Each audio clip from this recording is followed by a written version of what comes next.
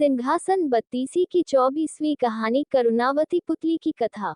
सिंहासन पर बैठने के लिए राजा भोज ने जैसे ही अपना कदम आगे बढ़ाया, वैसे ही 24वीं पुतली करुणावती ने उन्हें रोक दिया।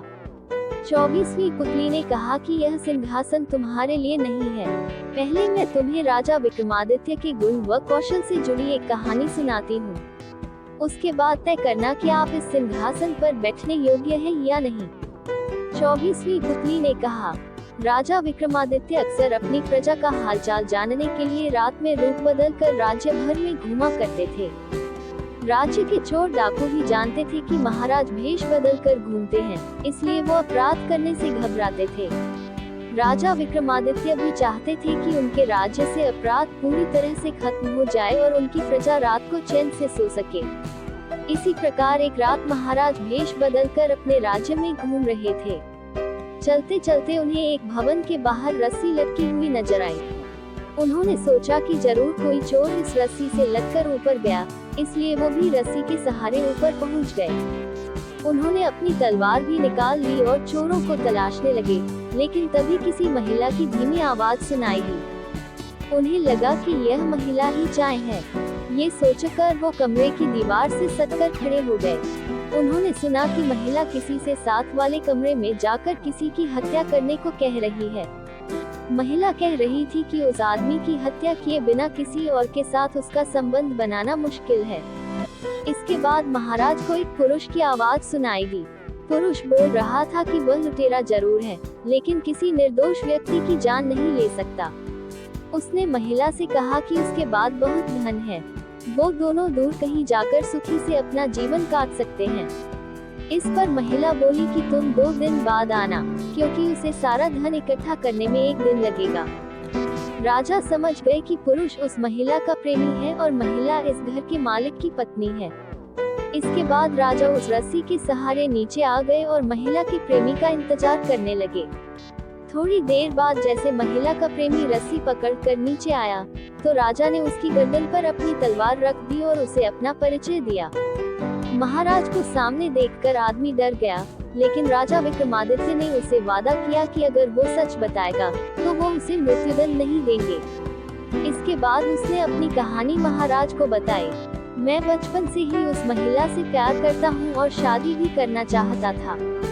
मेरे पिता बहुत बड़े व्यापारी थे, जिस कारण मेरे पास काफी धन था।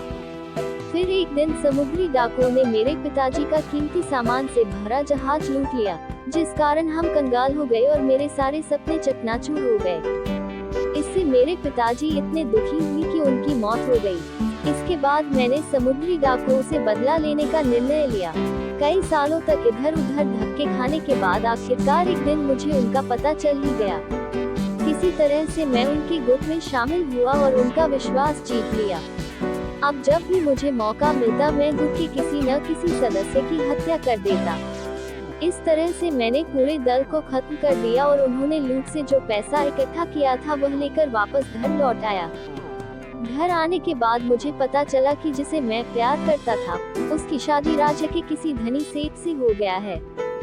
एक बार फिर मेरे सारे सपने टूट गए। एक दिन मुझे उसके मायके आने के बारे में पता चला। फिर वो रोज मुझसे आकर मिलने लगी। एक दिन मैंने उसने कहा कि मेरे पास बहुत सारी दौलत है, लेकिन उसे मेरी बात पर विश्वास नहीं हुआ।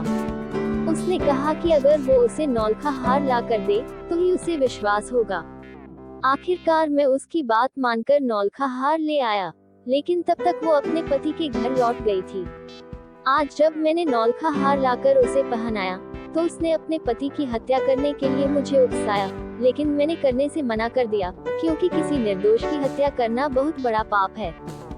राजा विक्रमादित्य ने सच बोलने पर उसकी तारीफ की और समुद्री डाकुओं का सफाया करने के लिए उसे शाबाशी दी।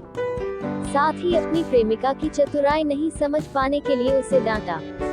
राजा विक्रमादित्य ने कहा कि सच्ची प्रेमिकाएं प्रेमी से प्रेम करती हैं, उसकी दौलत से नहीं।